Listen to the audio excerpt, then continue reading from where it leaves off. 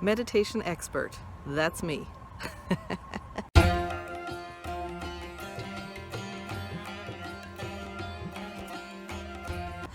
I actually always disliked meditation. I think part of that was actually the mantra I was using. So let me back up and say that there's a lot of different ways one can meditate.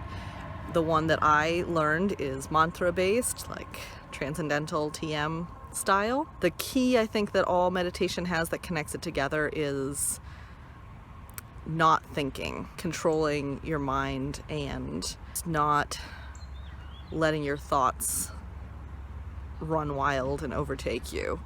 It's about stopping all of the crazy thoughts that are always like whoosh, whoosh, whoosh, whoosh, whoosh through our lives, like giving ourselves a break from that. For years and years, I was using this mantra that I was initiated into when I was 13, and it was just a struggle all the time, saying this word in my mind over and over and over, and just it never felt like anything was happening. And I would be told, well, you know, it works in the dark, maybe you're not gonna feel the effects or know the effects. But I'm like, why am I continuing to do this thing that I'm getting no benefit that I can see from it, that is just like pulling a ton of bricks and not ever getting any kind of flow? So I've been reluctant to meditate, and I've stopped meditation a lot of times. And then I started using a new mantra. The one I had before was a Krishna-based mantra, and I started using a Shiva-based mantra, Om Namah Shivaya, and it was really transformative. It was so different. I was in Chennai with my father, and we went to this beautiful meditation center where you can just drop in, and I closed my eyes and I started the mantra going, and then it was like it took over itself. It was almost as though people were chanting it around me, even though they weren't. Like I could hear it as though it were outside me, and it was in me and outside me and just vibrating all around. Okay, I'm back. I was waiting for my friend at the park, and she came, so I stopped recording. So now I'm back to continue talking about meditation. I don't want to recommend choosing your own mantra because that can be kind of dangerous. So it's a little shocking that I went and changed the mantra that I was initiated into and picked my own. That said, the one that I picked is a really classic standard, so I think it's okay, and especially the positive impact that it's had on my meditation practice has been pretty stunning. You know, I haven't run that past anybody, just changing like that, but the difference between the wrong mantra and the right mantra was, I found, pretty staggering. One person who does encourage you to pick your own mantra is a guru named Eknath Eswaran, and he is no longer alive, but he wrote a bunch of translations and commentaries of the Gita, the Upanishads, and several other texts, and they're beautiful. And just reading his writing and listening to him speak, he has such a calm and blissful presence about him. There's a real truth just shining through him, so I highly recommend him. He doesn't give translations that are completely true to the text. Like if you get his translation of the Gita, you're not really getting the Gita, you're getting like his thoughts and ideas and commentary more than you're getting the actual text of it. So bear that in mind when you pick up his books, but highly recommended. And his meditation method is to choose any passage, poem, prayer that speaks to you and use that, including Christians using the Lord's Prayer, and to just say each word slowly in your mind, not out loud, and don't think about the meaning of the word. Just say the words, focus on the words, but don't let yourself get into like contemplating and thinking about what these words mean. Just let them sink into your consciousness.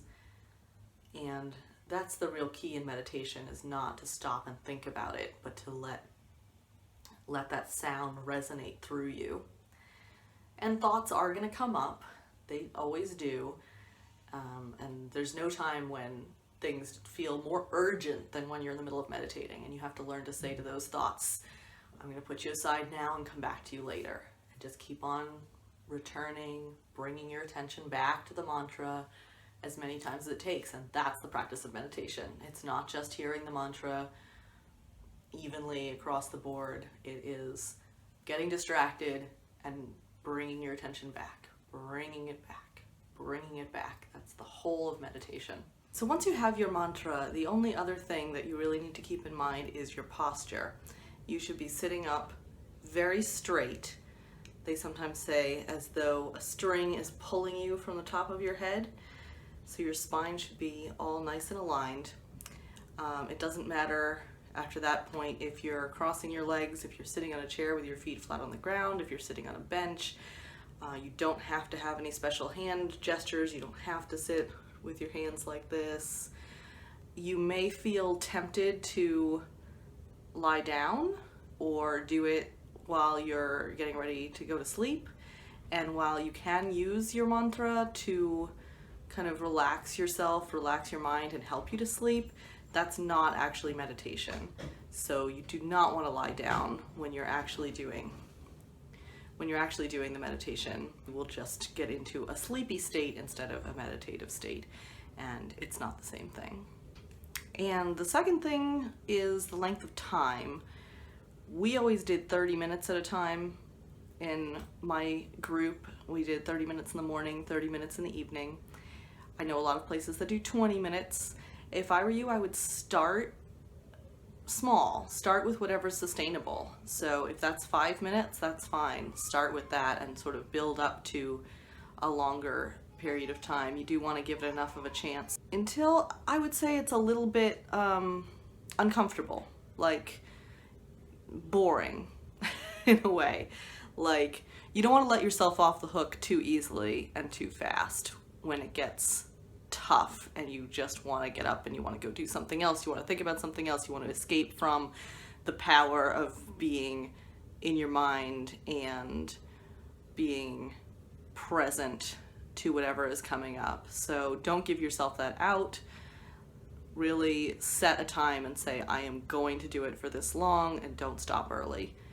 But again, don't make it outrageously long either. There are people who can meditate for hours a day, and you should definitely not be starting with that. That is out of proportion, especially for a beginner. So take it easy. Start with 5 minutes, start with 10 minutes, start with 15 minutes, but whatever it is, commit to doing it for that length of time.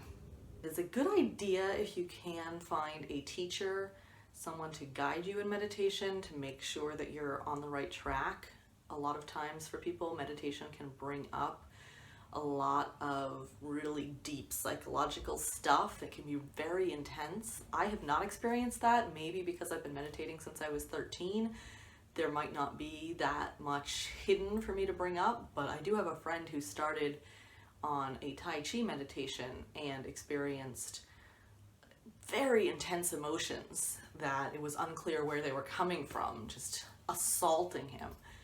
So be prepared that that can happen, and it's good to have somebody who understands the process of meditation there to help you process that and understand where that's coming from, and make sure that you're going in the right direction and not falling prey to any kind of bad influence, I guess. I mean, I don't know if I really believe in this, but I hear that there's like demonic things that you can get involved in through meditation. And I don't really believe in any of that, but just in case it's true, you should know that that is something that I've been told. So proceed with caution, but meditation can do a lot to help you, not just in its calming effects, which it's really known for. Another great effect is the way that it helps you to pause between reactions. So when something comes at you and you're really upset, and that happens just instantly, and you're just like angry immediately and you just react, when you're practiced with meditation, you start having a little gap in there where the stimulus comes at you, and before your reaction comes out to meet it, you have that chance to watch it happening and then eventually to slow it down even more so that you're choosing the reaction that follows. So once that starts happening, that's pretty amazing. Really huge benefit, especially in a world that's very reactive and full of a lot of fear and anger right now. So that is how you meditate, and I hope that this was helpful. Please let me know any questions that you have. Thank you so much for watching my videos. I hope that you enjoyed it. I would love for you to subscribe to my channel. You can look for the little circle with my face in it, click on that, and you will be subscribed. If you click the little bell icon, you can get notifications whenever I post a video, so you can make sure you don't miss out on anything. I've got tons of great videos planned, and I'm making sure that they just keep getting better and better.